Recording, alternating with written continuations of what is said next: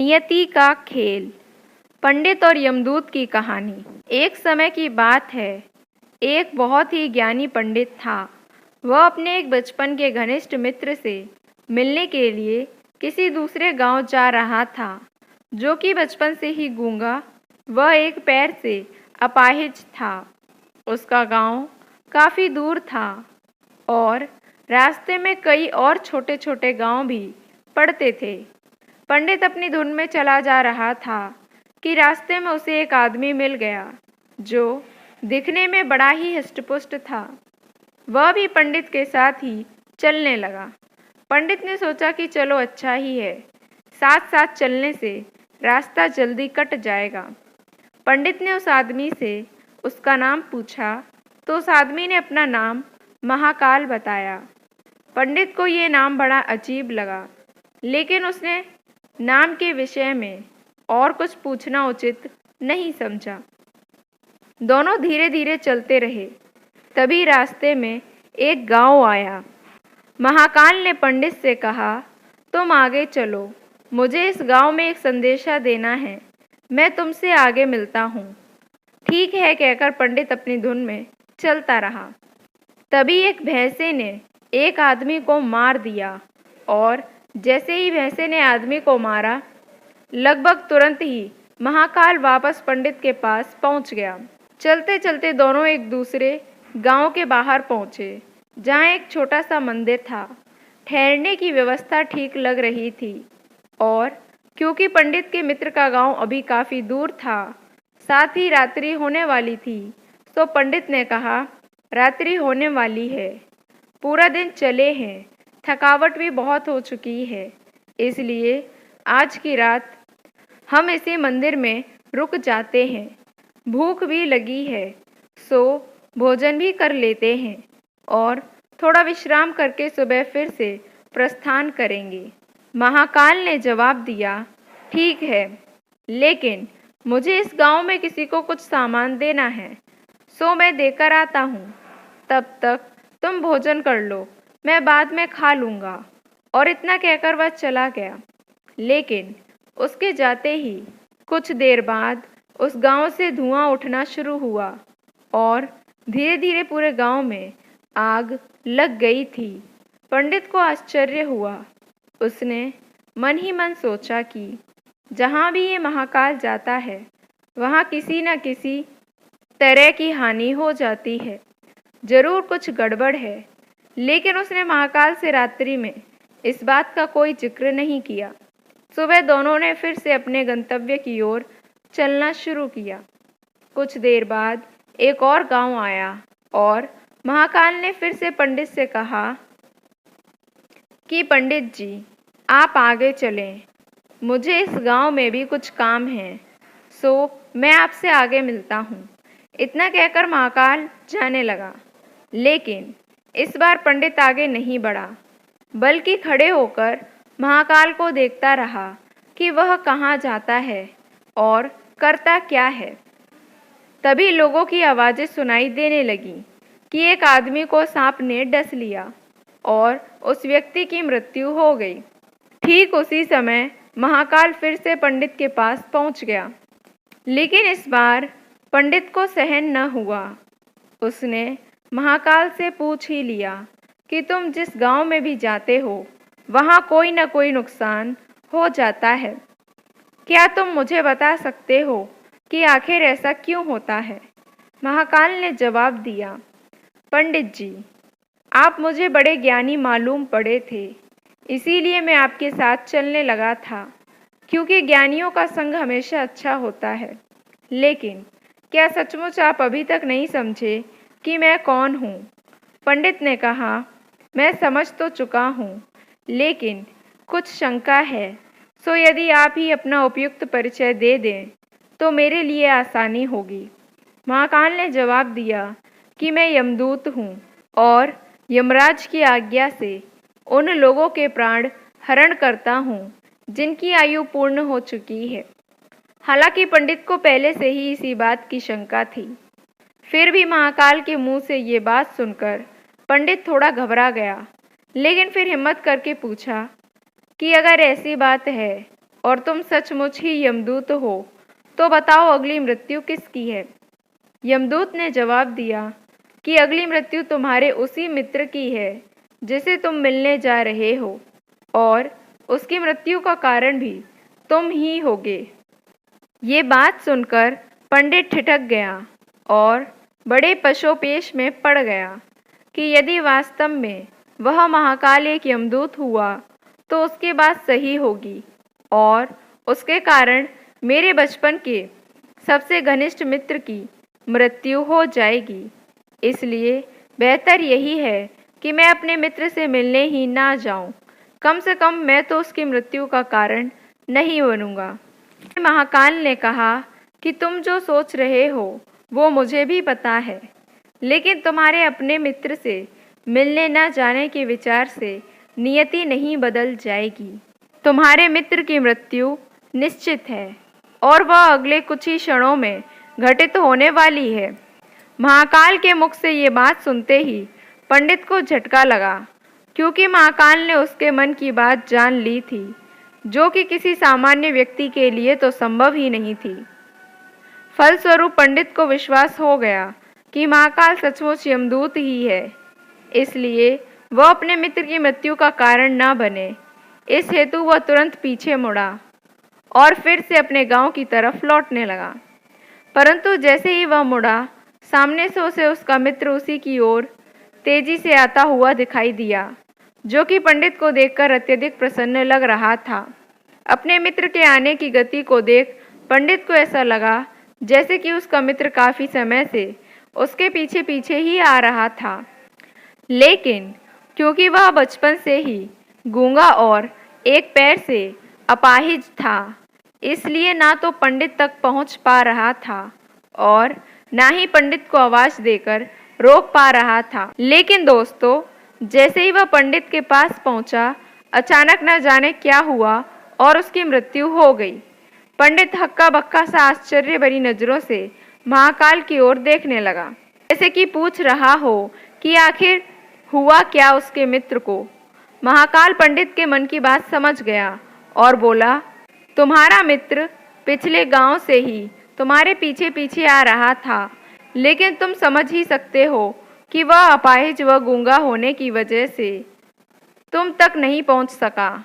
उसने अपनी सारी ताकत लगाकर तुम तक पहुंचने की कोशिश की, लेकिन बुढ़ापे में बचपन जैसी शक्ति नहीं होती शरीर में, इसलिए हृदयघात की वजह से तुम्हारे मित्र की मृत्यु हो गई और उसकी वजह हो तुम, क्योंकि वह तुमसे मिलने हेतु तुम तक पहुंचने के लिए ही अपनी सीमाओं को लांघते हुए तुम्हारे पीछे भाग रहा था। अब पंडित को पूरी तरह से विश्वास हो गया कि महाकाल सचमुच ही यमदूत है और जीवों के प्राण हरण करना ही उसका काम है। चूंकि पंडित एक ज्ञानी व्यक्ति था और जानता था कि मृत्यु पर किसी का कोई बस नहीं चल सकता, वह सभी को एक न एक दिन मरना ही है, इसलिए उसने जल्दी ही अपने आप को संभाल लिया।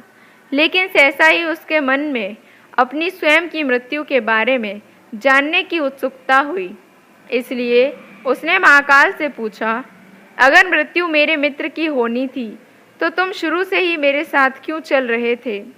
महाकाल ने जवाब दिया, मैं तो सभी के साथ चलता हूँ और हर क्षण चलता रहता हूँ, केवल लोग मुझे पहचान नहीं पाते, क्योंकि लोगों के पास अपनी समस्याओं के अलावा किसी और व्यक्ति, वस्तु या घटना के संदर्भ में सोचने या उसे देखने समझने का समय ही नहीं है। पंडित ने आगे पूछा, तो क्या तुम बता सकते हो कि मेरी मृत्यु कब और कैसे होगी। महाकाल ने कहा, हालांकि किसी भी सामान्य जीव के लिए ये जानना उपयुक्त नहीं है, क्योंकि कोई भी जीव अपनी मृत्यु के संदर्भ में जानकर व्यथित ही होता है, लेकिन तुम ज्ञानी व्यक्ति हो और अपने मित्र की मृत्यु को जितनी आसानी से तुमने स्वीकार कर लिया है, उसे देख मुझे ये लगता है कि तुम अपनी मृत्यु के बारे में जानकर भी व्यथित नहीं होगे। सो तुम्हारी मृत्यु आज से ठीक 6 माह बाद आज ही के दिन होगी। लेकिन किसी दूसरे राजा के राज्य में फांसी लगने से होगी। और आश्चर्य की बात यह है कि तुम स्वयं खुशी से फांसी को स्वीकार करोगे। इतना कहकर महाकाल जाने लगा, क्योंकि अब उसके पास पंडित के साथ चलते रहने का कोई कारण नहीं था। पंडित ने अपने मित्र का यथास्थिति जो भी कर्मकांड संभव था किया और फिर से अपने गांव लौट आया। लेकिन कोई व्यक्ति चाहे जितना भी ज्ञानी क्यों न हो, अपनी मृत्यु के संदर्भ में जानने के बाद कुछ तो व्यतीत होता ही है और उस मृत्यु से बचने के लिए कुछ न कुछ तो करता ही है। सो पंडित ने भी किया। चूँकि पंडित विद्वान था, इसलिए उसकी ख्याति उसके राज्य के राजा तक थी। उसने सोचा कि राजा के पास तो कई ज्ञानी मंत्री होते हैं और वे उसकी इस मृत्यु से संबंधित समस्या का भी कोई न कोई समाधान तो निकाल ही देंगे। इसलिए वह पंडित राजा के दरबार में पहुंचा और राजा को सारी बात बताई। फिर दोस्तों, राजा ने पंडित की समस्या को अपने मंत्रियों के साथ बांटा और उनसे सलाह मांगी। अंत में सभी की सलाह से ये तय हुआ कि यदि पंडित की बात सही है तो जरूर उसकी मृत्यु 6 महीने बाद होगी। लेकिन मृत्यु तब होगी जबकि वह किसी दूसरे राज्य में जाएगा। यदि वह किसी दूसरे राज्य में जाए ही ना तो मृत्यु नहीं होगी। ये सलाह राजा को भी उपयुक्त लगी। सो उसने पंडित के लिए महल में ही रहने हेतु उपयुक्त व्यवस्था करवा दी। अब राजा की आज्ञा के बिना कोई भी व्यक्ति उस पंडित से नहीं मिल सकता था, लेकिन स्वयं पंडित कहीं भी आ जा सकता था ताकि उसे ये ना लगे कि वह राजा की कैद में है। हालांकि वह स्वयं ही डर के मारे कहीं आता जाता नहीं था। धीरे धीरे पंडित की मृत्यु का समय नज़दीक आने लगा और आखिर वह दिन भी आ गया जब पंडित की मृत्यु होनी थी। तो जिस दिन पंडित की मृत्यु होनी थी उससे पिछली रात पंडित डर के मारे जल्दी ही सो गया ताकि जल्दी से जल्दी वह रात और अगला दिन बीत जाए और उसकी मृत्यु टल जाए। लेकिन स्वयं पंडित को नींद में चलने की बीमारी थी और इस बीमारी के बारे में वह स्वयं भी नहीं जानता था। इसलिए राजा या किसी और से इस बीमारी का जिक्र करने अथवा किसी चिकित्सक से इस बीमारी का इलाज करवाने का तो प्रश्न ही नहीं था। चूँकि पंडित अपनी मृत्यु को लेकर बहुत चिंतित था और नींद में चलने की बीमारी का दौरा अक्सर तभी पड़ता है जब ठीक से नींद नहीं आ रही होती। इसी रात पंडित को नींद में चलने का दौरा पड़ा। वह उठा और राजा के महल से निकलकर अस्तबल में आ गया। चूँकि वह राजा का खास मेहमान था, इसलिए किसी भी पहरेदार ने उसे ना तो रोका और ना ही किसी तरह की पूछताछ की। अस्तबल में पहुंचकर वह सबसे तेज दौड़ने वाले घोड़े पर सवार होकर नींद की बेहोशी में ही राज्य की सीमा से बाहर दूसरे राज्य की सीमा में चला गया। इतना ही नहीं, वह दूसरे राज्य के राजा के महल में पहुंच गया और संयोग हुआ ये कि उस महल में भी किसी पहरेदार ने उसे नहीं रोका, ना ही कोई पूछताछ की, क्योंकि सभी लोग रात के अंतिम प्रहर की गहरी नींद में थे। वह पंडित सीधे राजा के शयन कक्ष में पहुंच गया। रानी के एक ओर उस राज्य का राजा सो रहा था, दूसरी ओर स्वयं पंडित जाकर लेट गया। सुबह हुई तो राजा ने पंडित को रानी की बगल में सोया हुआ देखा। राजा बहुत क्रोधित हुआ। पंडित को गिरफ्तार कर लिया गया। पंडित को तो खुद ही समझ में नहीं आ रहा था कि वह आखिर दूसरे राज्य में और सीधे राजा के ही शयन कक्ष में कैसे पहुंच गया। लेकिन वहां उसकी सुनने वाला कौन था? राजा ने पंडित को राज दरबार में हाजिर करने का हुक्म दिया।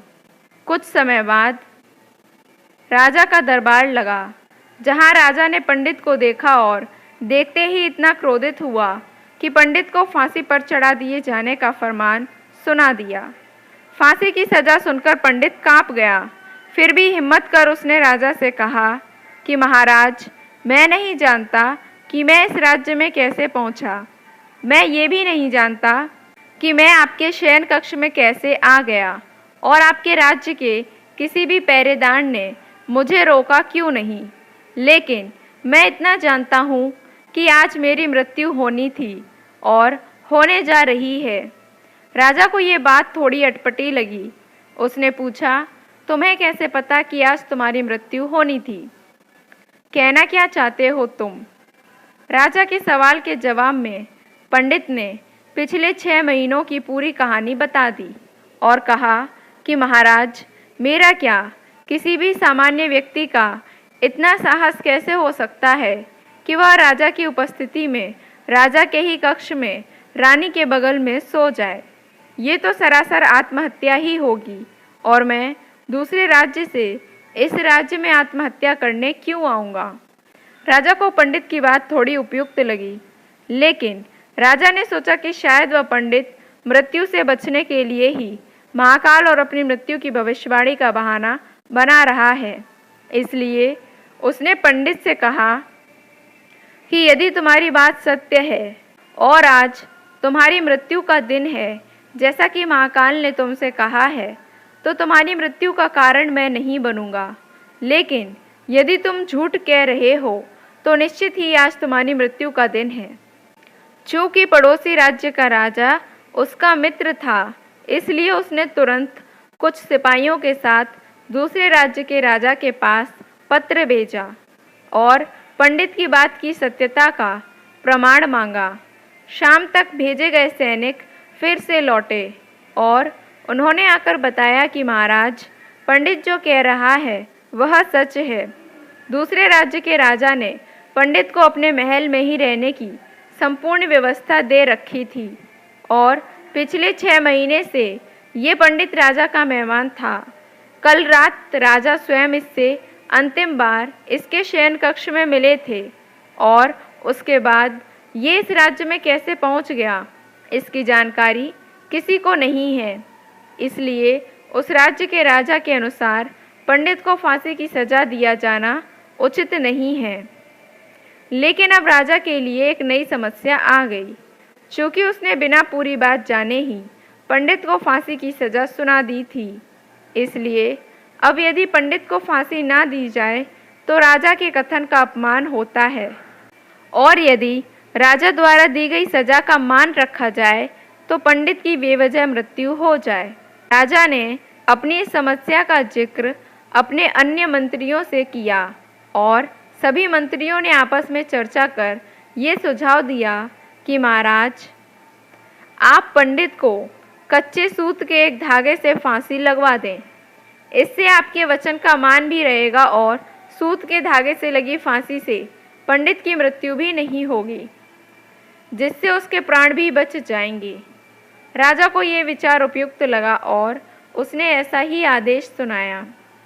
पंडित के लिए सूत के धागे का फांसी का फंदा बनाया गया और नियमानुसार पंडित को फांसी पर चढ़ाया जाने लगा। सभी खुश थे कि ना तो पंडित मरेगा, न राजा का वचन झूठा पड़ेगा। पंडित को भी विश्वास था कि सूत के धागे से तो उसकी मृत्यु नहीं होगी, इसलिए वह भी खुशी खुशी फांसी चढ़ने को तैयार था, जैसा कि महाकाल ने उसे कहा था। लेकिन जैसे ही पंडित को फांसी दी गई, सूत का धागा तो टूट गया, लेकिन साथ ही टूटने से पहले उसने अपना काम कर दिया।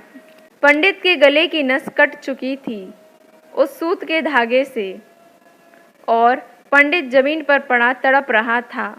हर धड़कन के साथ उसके गले से खून की फुहार निकल रही थी और देखते ही देखते कुछ ही क्षणों में पंडित का शरीर पूरी तरह से शांत हो गया।